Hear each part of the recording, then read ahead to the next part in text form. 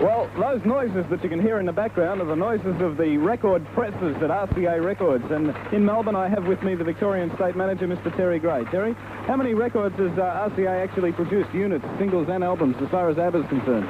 Well, so far, Greg, we've done about 2.5 million units. With the new album arrival, we'll go well over the 3 million mark. That's a lot of records. These presses must be running hot. In the very beginning, were you prepared for such a big influx?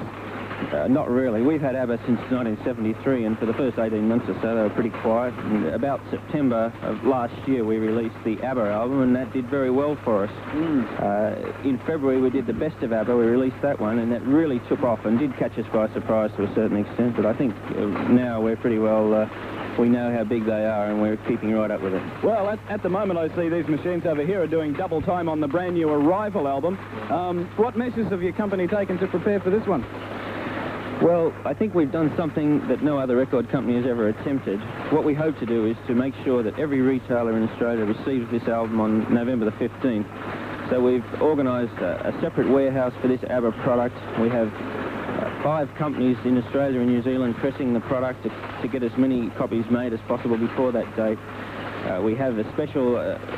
we have the trucking company who are going to drop them all over Australia on November the 15th. Here at the Record Factory, do you have any form of quality control? Somebody who has to spot check each record as it comes off the press? Oh, yes. We have a lot of women who sit here all day and they spot check records. Anything ever happened to them with the heavy influx of ABBA records? I know of one woman who's just about gone crazy, and she's threatening to throw in a job because she's listened to about 500,000 ABBA tracks in the last few weeks. Great stuff. Terry, in the past, a person could sort of whack a logo of a group on a T-shirt or on a poster or anything and tend to make a quick buck. But now with ABBA, the quality control is a lot more rigid because, I suppose, of the high money turnover. Are there any special restrictions on, say, printing an ABBA logo on a T-shirt? Well, ABBA have given sole rights to use their name, apart from manufacturer of records, to the Reg Grundy organisation, and anyone who wants to exploit the name ABBA has to get permission from Reg Grundy. Have there been any cases of malpractice? Oh, I think at the start there probably were, because everyone's out to make a quick dollar, and right at the very start there probably were. I think it's all fairly well under control now. Well, here in Australia, we're all getting prepared to see the band come out to our country next March. What's RCA doing to prepare for the band? Well, we'll have a pretty heavy promotional campaign organised to cover the tour. I think the tour is almost sold out. I think Sydney and Melbourne are the only places where you can still get tickets.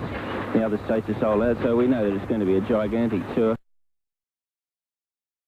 Well, here in the Record Factory, as you can see, ABBA have taken sort of precedence over everybody else. All the machines are thumping out the singles. I just might move over to this one over here. Big lever's just come down and nearly hit me in the head. If I just lean over here and just find out what this one's printing, it looks like as if it's a single, a flip side to the new Money Money single, Terry. Yes, that's Crazy World, which is a B-side to Money Money. All right, well, so to speak, we might take it straight off the record press and whack it on the turntable. Here's Crazy World.